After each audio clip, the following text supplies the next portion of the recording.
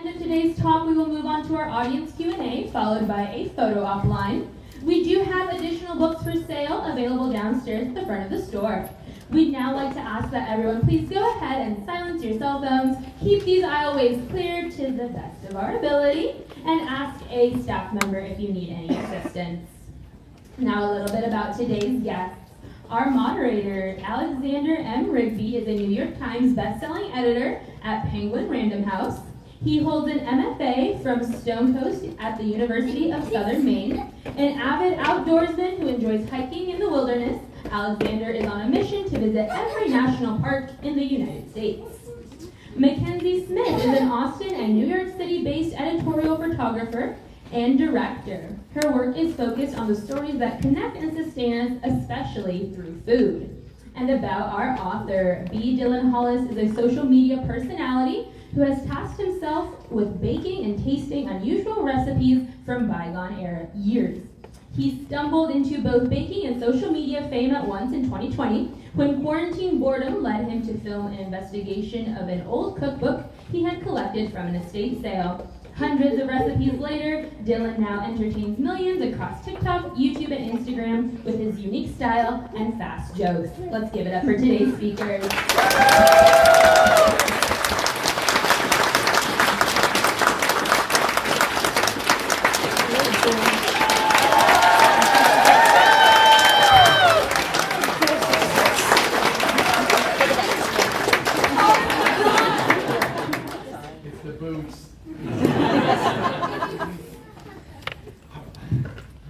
Good evening, everyone.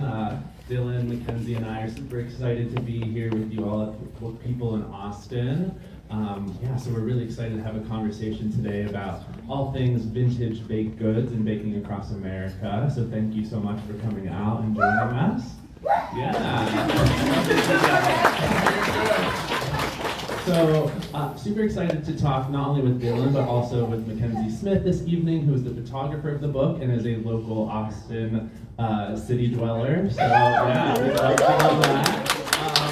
And we're going to be sharing with you a little bit about the process of making the book, talking about the baked goods, and then, of course, when we're done chatting, we'd love to have people ask questions if you guys have anything in particular you're wondering about.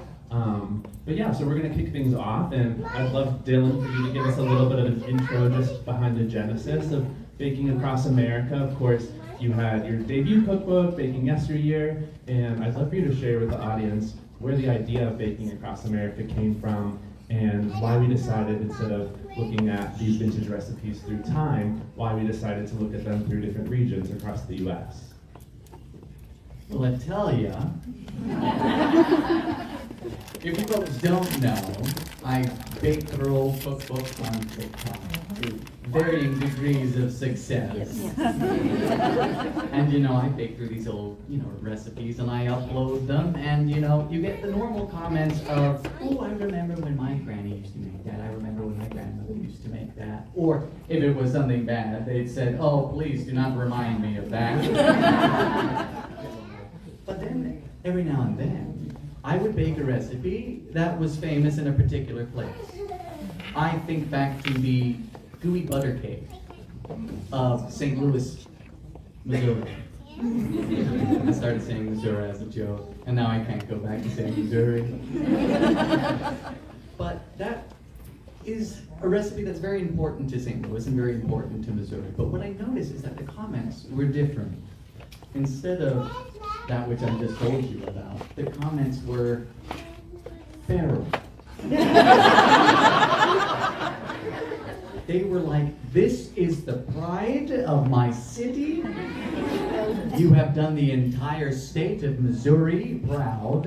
And they were talking like it was some hometown hero, like some patriotic hero had returned home. And that's when I knew that recipes carried more than just a set of instructions to recreate something to put on the table. There was something special here. This is an icon of a city.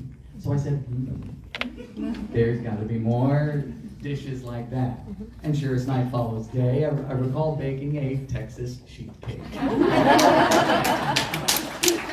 And I remember, wailing and wallowing about how much butter was involved. And of course, it did really well, and it tasted really good. And the comments were all like, "How dare you douse Texas?" So I said, there's got to be more of those recipes. So that's how that genesis started. But that's of course just getting the idea from.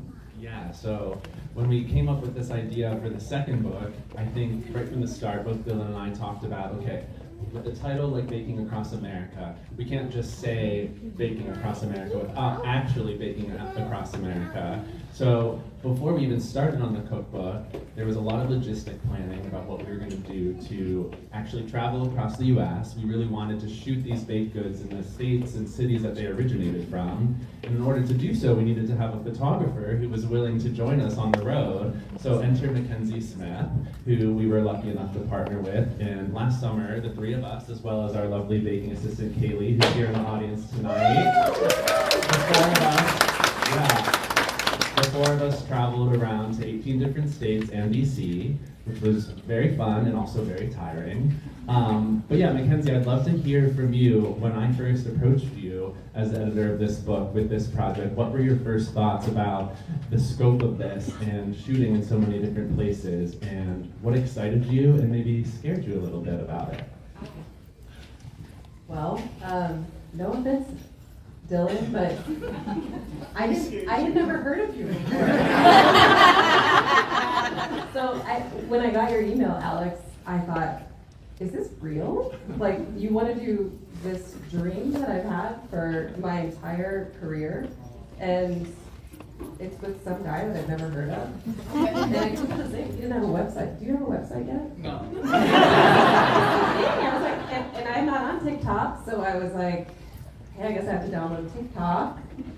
And I got on, and I was like belly laughing at the first TikTok I watched, and then I went into the Dylan Hollis rabbit hole, and you couldn't beat it, man. Before, I answered Alex's email before I knew about Dylan, because I wanted to get a sense of what, what the projects could be. I'm always game to talk about cookbooks. And then when we met, I thought, oh my God, like, what if he sucks? What if I agree to go on a 4-part road trip and it's self-preservation. Like, you could be, we were talking about this at dinner tonight, it could be 4 people, like the wrong recipe here could be a total disaster. This was a full summer and it was very hot. So I was like, yes, I'm interested. Let's schedule a meeting, And as soon as we get on the call, it's myself, Dylan, Alex, and the vibe check, And it was probably 30 seconds. And somehow Dylan, as engaging as he is, you'll see this in the TikTok videos, but also if you have the chance to, I got to watch Dylan connect with so many fans all over the country last year, and he has a way about him, as you guys, as all of you must know. And yes, I'm going to do this job. Yes. But it was pretty easy, But what was interesting to me is that with someone who is, the concept of fame right now, that you can have a million people who know who you are. And I'm a person that prides myself on being on the pulse of what's going on in food media. And I was humbled, thinking, oh, I guess I don't know everything at all. So thank you for constantly humbling me. I tell you, if you're in the finger on the pulse of cookery and cookbooks, I wouldn't say that which I do is particularly photogenic on TikTok. When I think of towering Jell-O molds and yelling at the camera, perhaps that's not. So maybe that's a good thing that you didn't know about. If I knew, I would have followed just like everyone else has. Oh, shut up. So kind of building off of that question, Dylan, I'd love for you to share with everyone why we decided, to do such an ambitious cookbook. And, we could have probably shot a lot of these recipes in the studio, and a lot of them are. About half of the book is shot in the studio, but we wanted the other half to be on location. So can you just share with everyone why we decided to actually do that and to travel to all these regions to really get a flavor for the U.S. across the country? Well, it's because we named the book Baking from The scope was immediately clear. And I know that, it was a challenge. I think as Mackenzie intuited, normally we photograph food in a studio, multiple attempts, under good lighting, and in the fridge you've got 3 or 4 chances to pull out another slice. Now remember, we were on School Street in Boston, Massachusetts, which was on the grounds of the first public school in the United States. And we had a Boston cream pie. It was the middle of the summer. 95 degrees. It was weeping. And of course, you drop a slice and you're like, oh, I've only got 8 left. So you pick it up and you do this. And as the kids say, it'll buff out. And we just knew, to circle back to your question, we knew that we wanted some grit, and we knew we wanted a travelogue perspective to this. Because, let's take Boston, for example. The Boston cream pie was invented at the Parker or the Palmer House? The Parker House. They're confusing. The Palmer House is in Chicago, and that's where the brownie was invented. But the Parker House still stands. So, wouldn't it be really cool to carry an invention created a cake? Can you call a cake an invention? I know. The Boston cream pie isn't a pie, it's a cake. But point being, you can carry it into the place that it originated over 100 years ago, and it's like a hero has returned home. So to photograph these things in their places of origin, in their nexus, I think that was a really cool idea, and we sought to do that. But more importantly, we didn't just want to highlight the main areas. We wanted to go to Omaha, Nebraska. We wanted to go to, not necessarily Los Angeles, California, but Palm Springs. It was a journey. It was baking across America. Yeah, and I think for each of the regions, we decided to pick a culture capital, and that's kind of just a made-up term because we wanted to have some flexibility to pick cities, not only like the obvious cities and places, your Chicagos, your Bostons, your Seattles, but like Dylan said, there's sort of quirkier cities, the Omahas, the Pittsburghs, the Palm Springs, and I think that's, the wild, wacky, and wonderful United States of America has so much flavor, so we really wanted to explore that. And as Dylan was saying, having to prepare for this shoot, we had to really be nimble and be baking on the go. And not only were we baking things in advance, baking in Airbnbs once we arrived, but then we would also, I don't know how many different thrift stores Mackenzie went to once we arrived on mad goose chases to find the right prop, the right plate to shoot on. So Mackenzie, I'm curious, can you tell us a little bit about that and your search for the perfect prop, and if you were looking for anything in particular, or what you felt like the vibe of the cookbook was and what those props you were looking for entailed? So, within the first 5 minutes after meeting Dylan, I knew he would be into this. I was surveying what was going on behind him in his house. What's the decor here? And thinking would this idea work? Because it wouldn't work with every team, with every cookbook team. But the idea is, why not, instead of packing a bunch of props, which we did, I always had a backup. In every trip, the backups, I would sort of make a new kit of things that would work if we needed them. Of certain dessert plates, of certain linens, of forks, of spoons. A lot of them belong to my mom, who passed away a couple of years ago and was a big collector. I come from a long line of treasure hunters. And I was like, this is my calling. This is the time. We're gonna make this hard. So instead of planning every single shot with the prop and doing that ahead of time, I thought, why don't we leave this up to chance? Leave it up to what you might be able to find at Goodwill or at the local charity thrift store. And it was so fun because, like, cookbook photography is its own genre. And these days, if you see something that you like, you can probably find it. And you can probably find it on Amazon, you know? And we did bring some things in that we already had, that had already been sourced, that were not thrifted, but the idea was, like, why not try to, you know, Incorporate? Yeah, I mean, it was so fun, and it was really hard. I mean, there was this moment in Boston, which was the last leg of our trip, the East Coast, where I was taking a train over to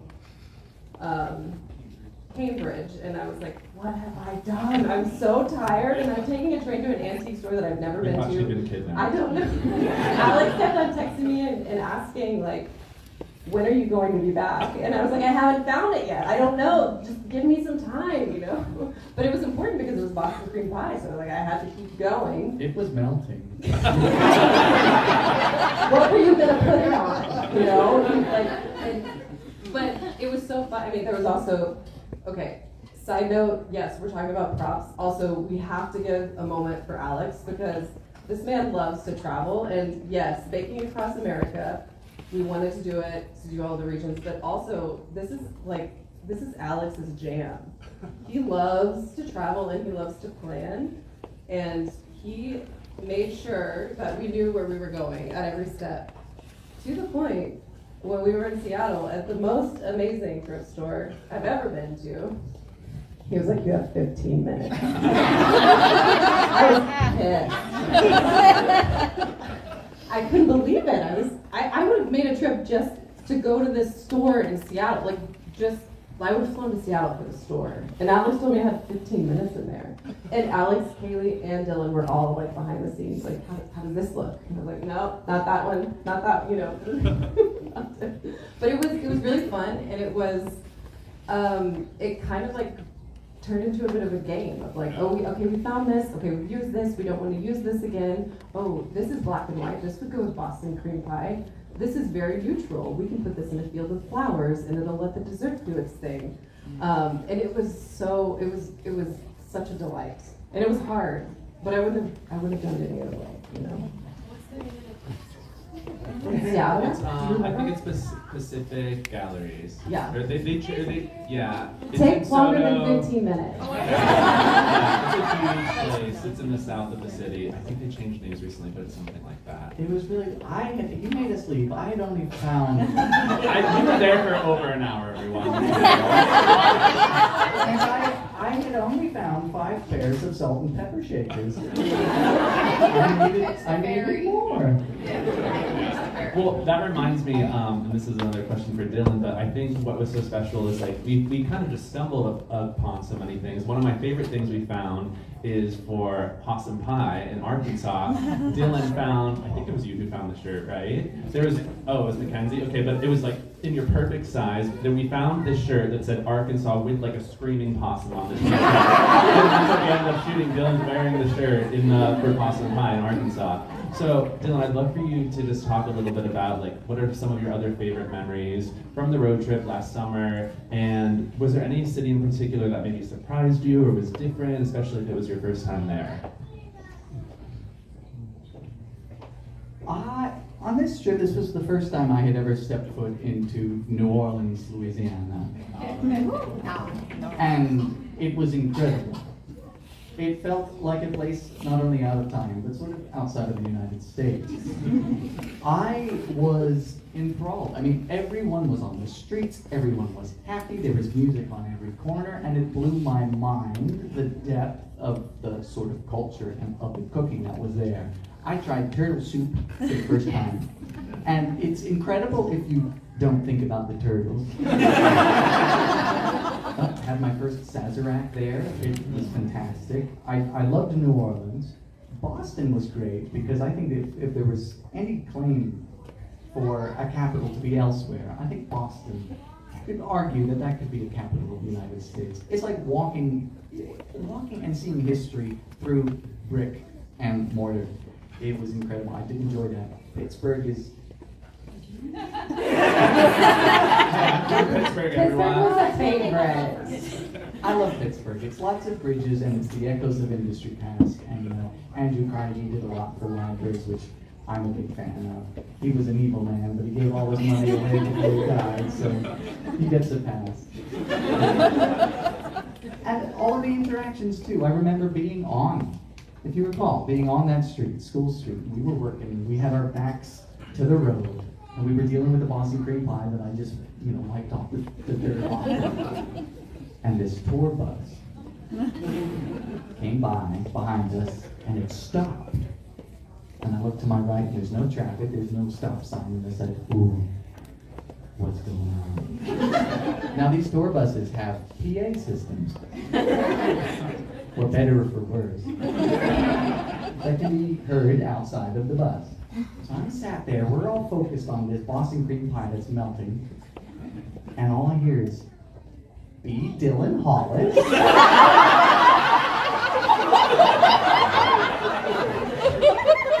that a Boston cream pie? I said, yes, and he went on his way. It was nice to be a tourist attraction that day.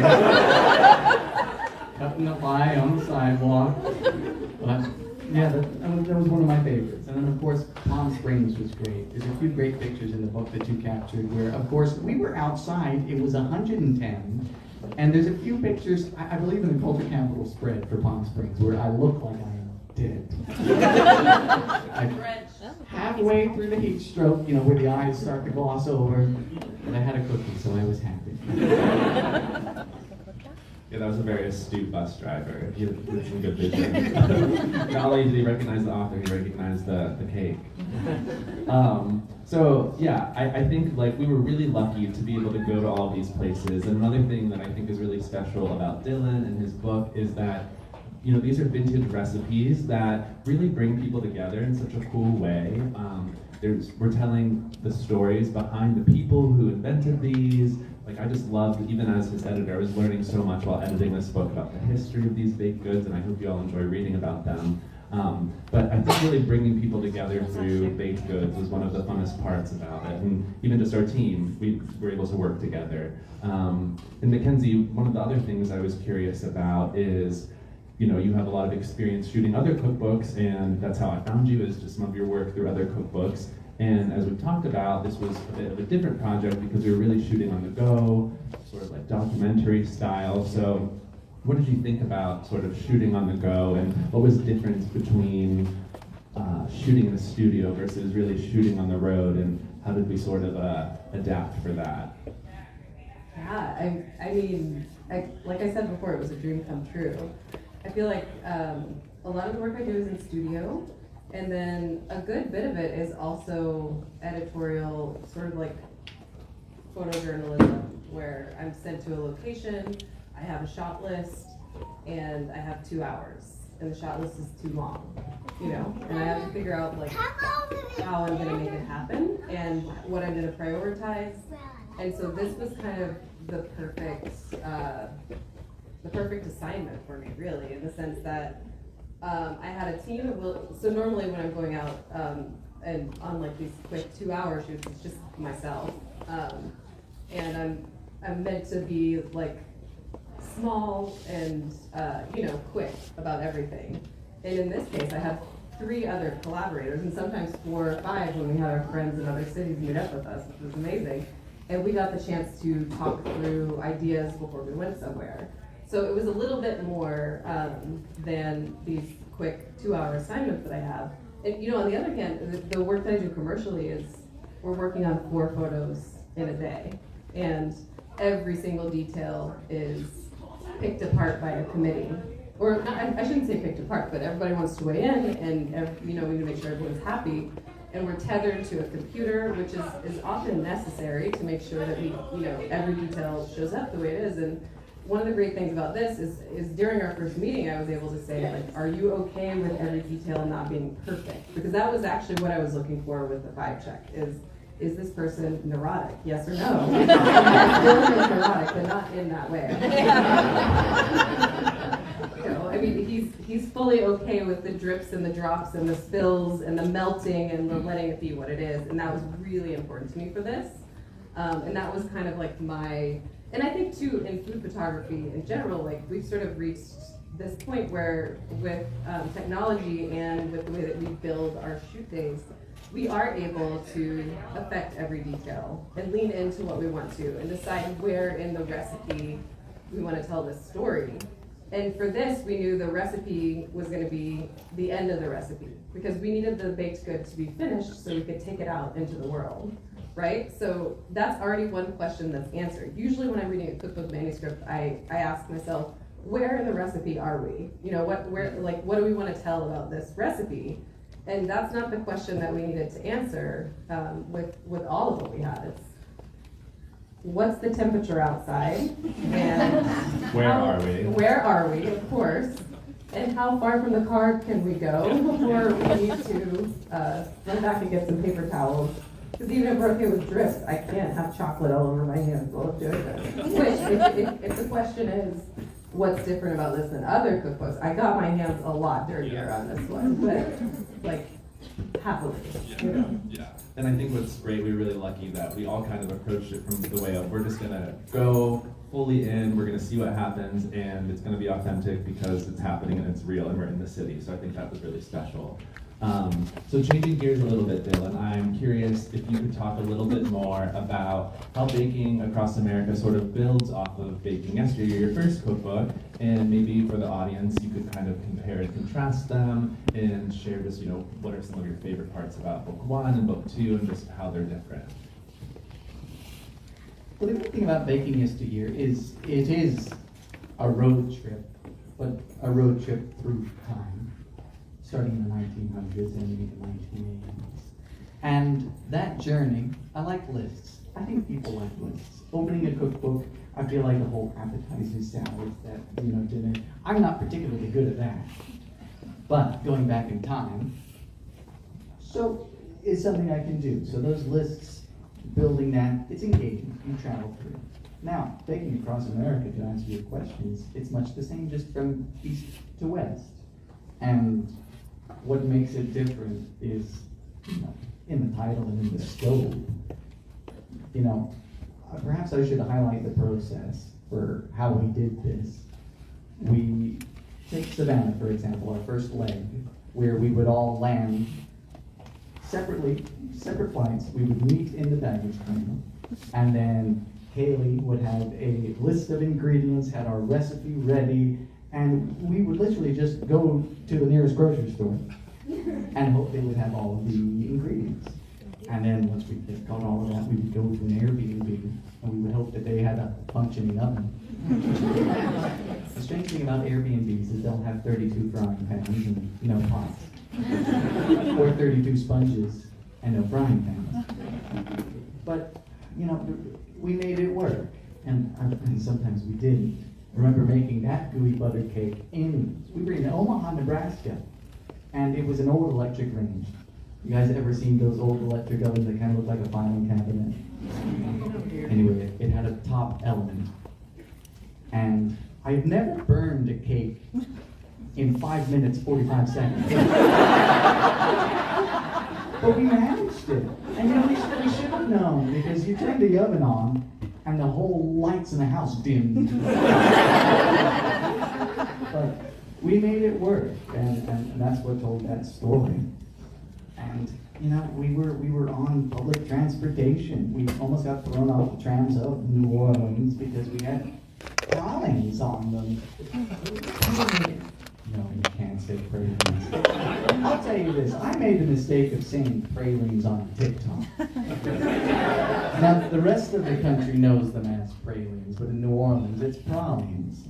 And that's the other side of that knife that I was telling you about, how people get really patriotic and really happy about recipes. If you do them right. Do them wrong, yeah. You'll suffer the consequences. But yeah, that's the difference, really. And to, you know, the grit that Mackenzie was talking about in the photographs. We wanted something in this dawning age of even AI and computer-aided, you know, it's getting a bit scary, quite frankly. And that's why, in addition to this sort of travelogue documentary style photographing, we wanted a good old-fashioned illustration. So we actually brought on Brandon Campbell, who's an illustrator, and he illustrated these maps in the old style, pen to paper, and then scanned those, and I think that really brings a lot to this book. So that's another thing that was really good, and I think makes this thing tough. Yeah, Brandon's super talented mid-century modern artist, and we were really lucky to have him create the maps not only for the end papers, but for each region. We have a specific map to kind of show where we went and the regions that we're highlighting, which I love so much. Mackenzie, I'm curious if you could share with us just what were some of your favorite locations to shoot in, and were there any that you kind of just felt like, oh, we're like getting every shot, and then were there some where like, this is a dumpster fire?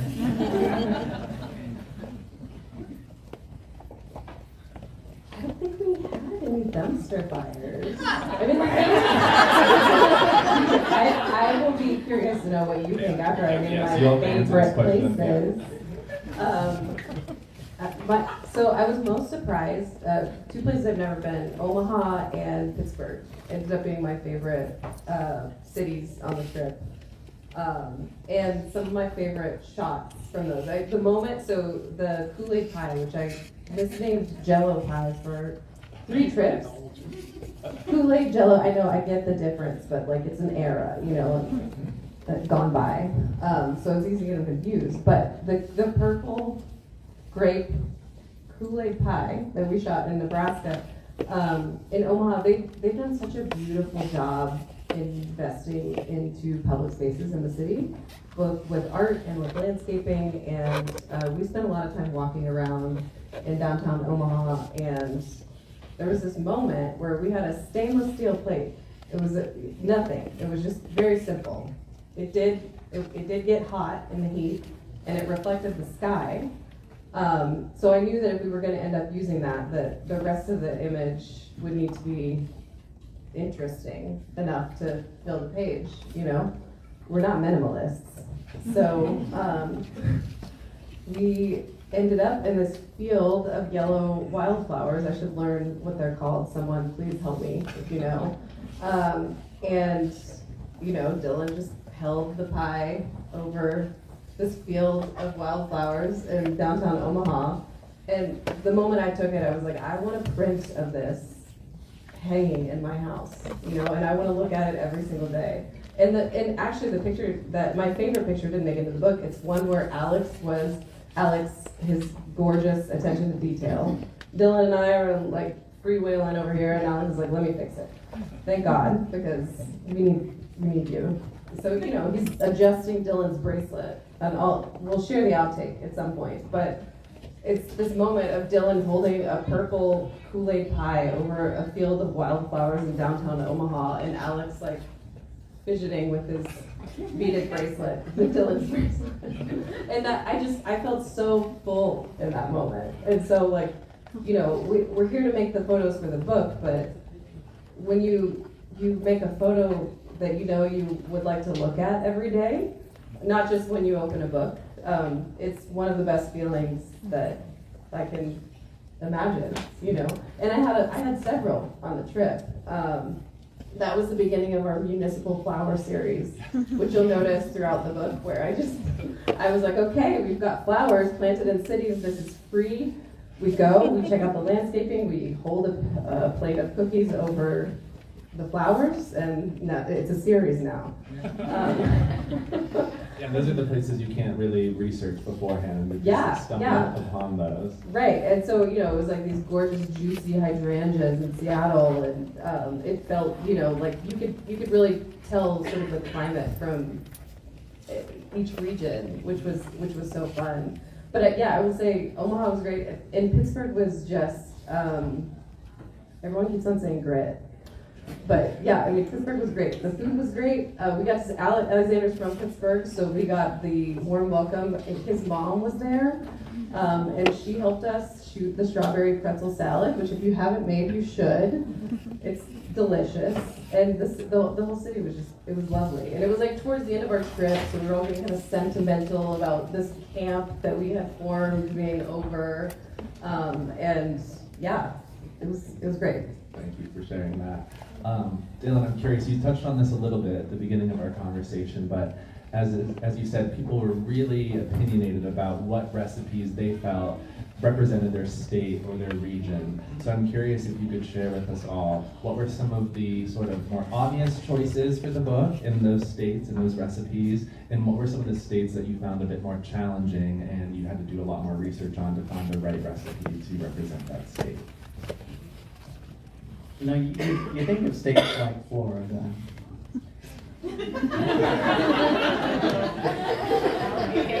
And you'd rather not. No, but Florida has, of course, their key lime pie. That's something that is both attached to them and something that is earnestly born of Florida. Makes it easy. We had been mentioning the Boston cream pie. Things like that are easy. Think of Seattle's love for coffee.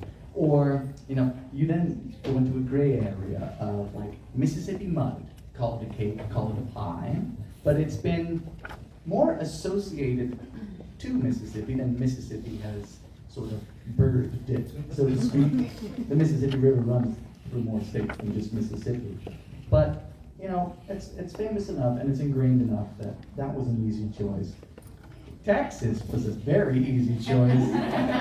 You guys do food very good here. And the great thing about Texas is that you don't stand for mediocrity.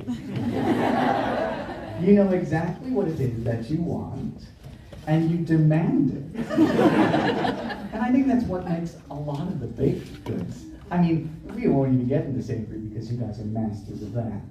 But yes, when it comes to baked goods, it's the best. And some of the stories also, think of, does anyone know the German's chocolate cake? Yes. I was one of the ones who thought that it was in regard to the nationality. Well, I learned today. Samuel German. It was named after the fella who invented a slightly sweeter than bittersweet chocolate. And it was a recipe first submitted to the Dallas Morning News newspaper in the 50s. And yeah, it was just fantastic. But then, of course, yes, there are more difficult recipes. You go into Wyoming, for example, and you won't find much. But I needed to do quite a lot of research there. I think of, in Wyoming, there's this fruit, and I'll end with this. It's called a choke cherry. It's awful. The name sort of gives it away.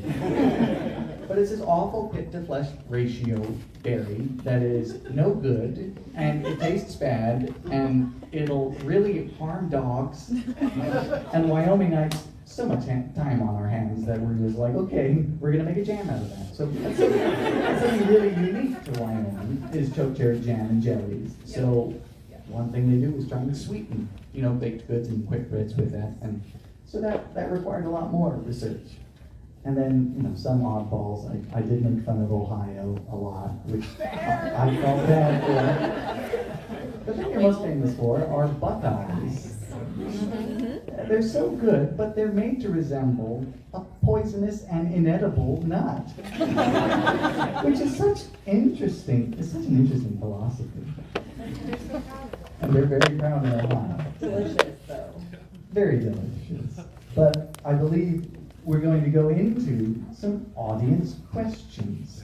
And to remain neutral, I believe Mackenzie is going to take those, and then I shall answer, or if they're directed at anyone else, they shall answer.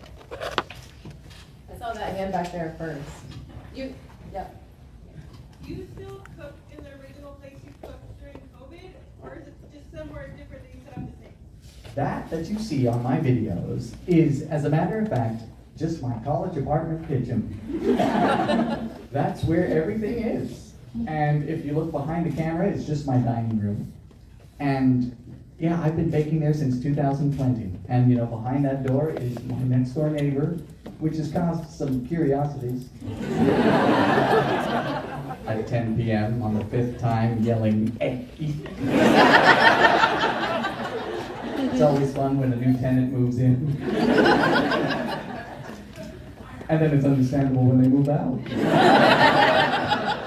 But yeah, that's where I started all of it, and I'm so proud, you know, and it's gone through so much. I get a lot of flack because I have no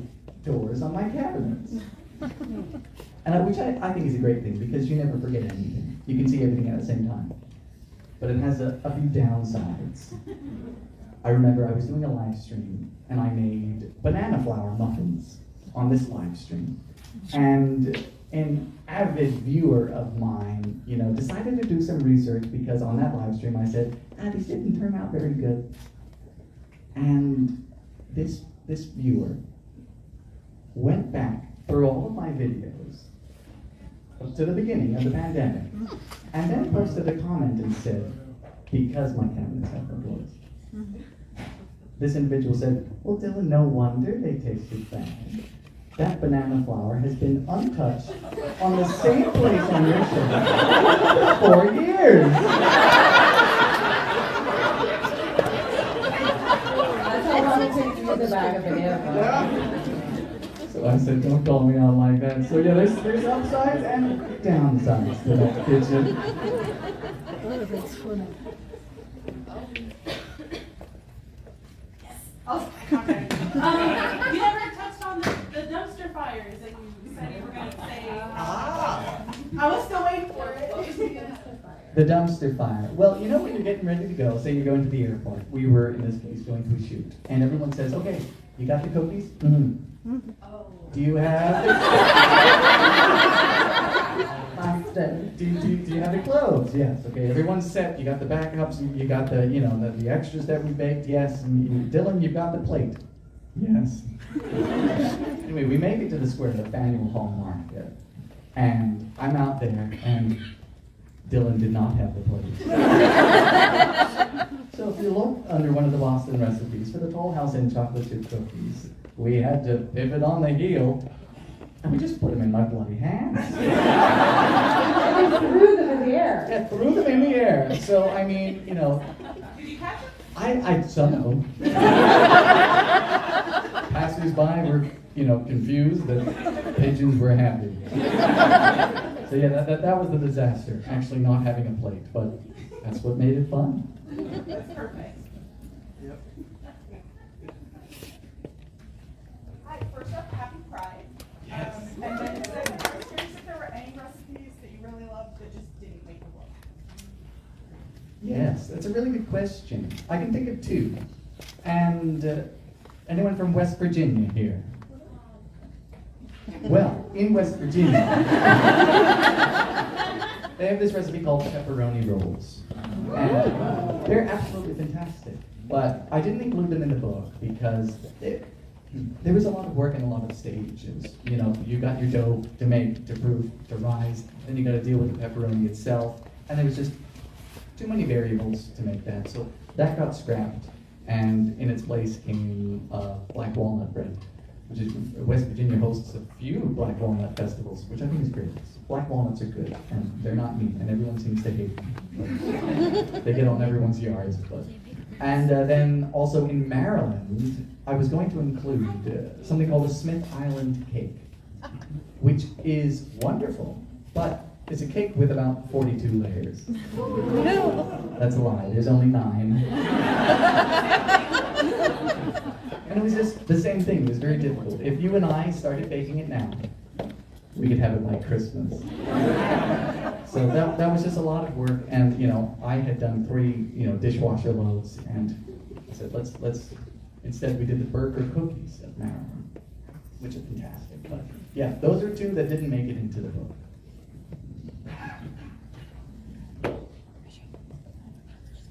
Hi. Out of every recipe you have made, which are your least favorite? I'm gonna have to take a swig of water for this one. There are some that the tastes linger. And I recall it was a recent one that I made, and it had the gall to go by the name of a young salad.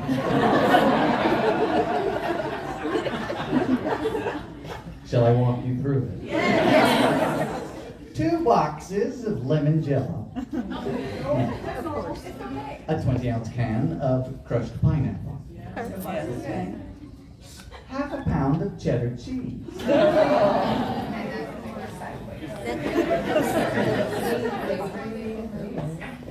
savory, I still had hope. In goes half a cup of pure, unmitigated, unadulterated white vinegar. That's when it becomes premeditated. And then the last two ingredients, they gave you a choice. Like as if you were on death row and you got to choose your execution style. They said, would you like pickles? Or would you like olives? I did choose pickles. I did. But I tell you what, it was a Jell-O mold, and it's been about 2 months. And I can still taste it. The yum yum salad. That was by far the worst. Before then, it was jellied meatloaf. Which was just no good. I mean, but the fact that it, at least it called itself a jellied meatloaf. You knew what you were getting into.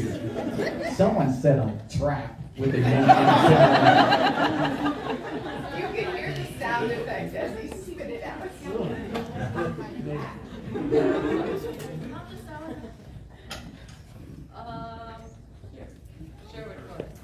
Sherwood Farms. Your book carries a stern warning about using an oven thermometer. Were most or any of the ovens you used on your trip actually calibrated correctly?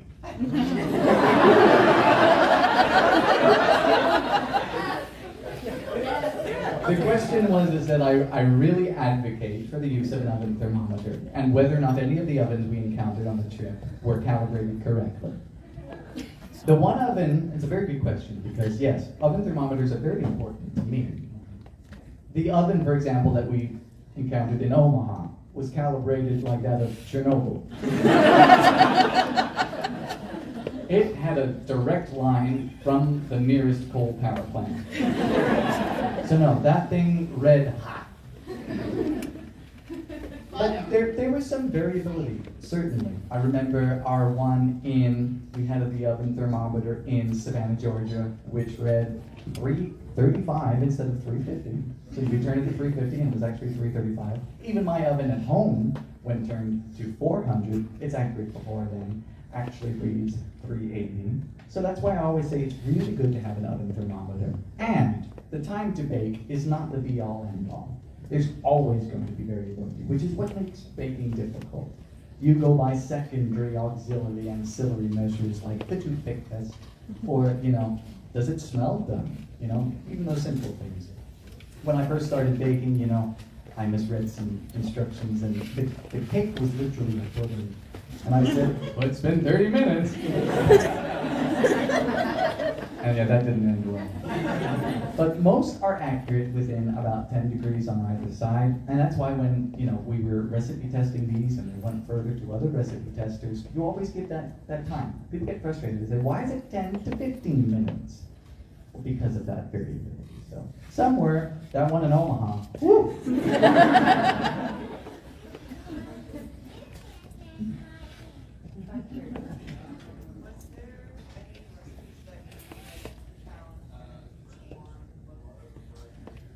Were there any recipes that I found and changed for the book? Yes.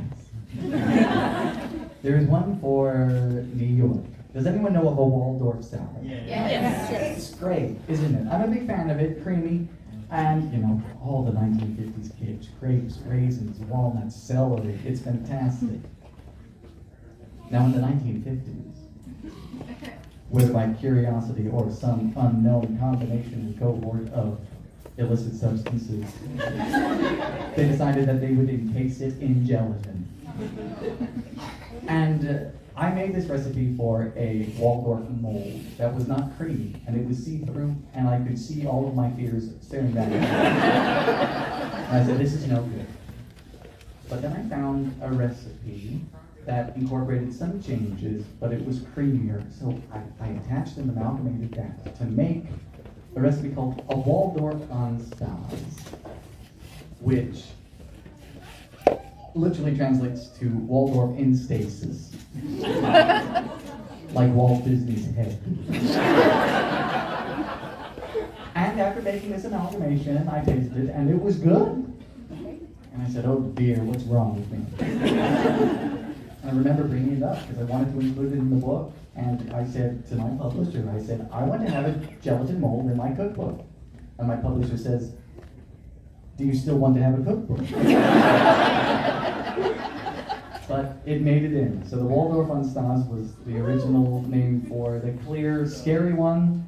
And then I added some creamy elements in there. And yeah, but most, if you'll notice, those very classic recipes, they've been around the block for a while. And take the Texas sheet cake. I mean, even the size of the pan is important. Don't change that or else it might be different and you might get a few stones through the window. So I didn't have to change much, but it was just a whole bunch of amalgamations. You bake 10 Texas sheet cake recipes, take out all of the bad things that didn't work, include that which tasted the best, change the temperatures, and in fact add a lot of methodology. The weird thing about old methods and old recipes is that they don't tell you a thing. They just give you a list of ingredients and you gotta fend for yourself. Some of my favorite things are butter the size of an egg. Or my favorite, bake until done. So I had to change a lot of those, but the core remained the same. We have time for one more question. One more question, down to the wire. This is hard. Yeah. Did you have any desire to make before become famous or Did I have any desire to bake before I became TikTok famous? I don't like the use of the TikTok famous. It does a dirty connotation. The simple answer is no. I was getting my music degree. My degree in unemployment, as I call it. But no, it was pure boredom. Never underestimate the power of boredom and having too much time on your hands. Because during COVID, when I got on TikTok, I was uploading all sorts of different things. I was, trying to be funny, trying to do this and that. But I just was looking for a good video idea. And I had always collected old things. And in one of those old collections was an old 1915 5 Roses flour cookbook with a recipe for pork cakes. And I thought that was ridiculous. And I thought it would be a good video idea. I didn't expect, within a month, my post office to call me and say, Mr. Hollis, that P.O. box that you've just opened, you have 42 pounds of cookbooks here. It exploded. And so no, I had never baked before. And the great thing about it is that you all, if you have been watching me for any amount of time, any length of time, you watched me learn how to bake. From the very start. There's been some difficulties, like that time I thought a sour milk pie literally meant sour milk. So I waited until it solidified. Turns out it just meant buttermilk. I chewed where I didn't need to chew. But other than that, no, you watched me learn. And I was very thankful for it. Just as when I look out here to you, my second time in Austin, I was not nervous because of your warm reception. And I've been on the road for a while, and it means a lot to me that you've come out this evening to see us three and to celebrate the book and to look and hopefully bake through the recipes that me and Kaylee, we really worked hard to bring you. So I just wanted to say lastly, thank you so much for coming. Thank you.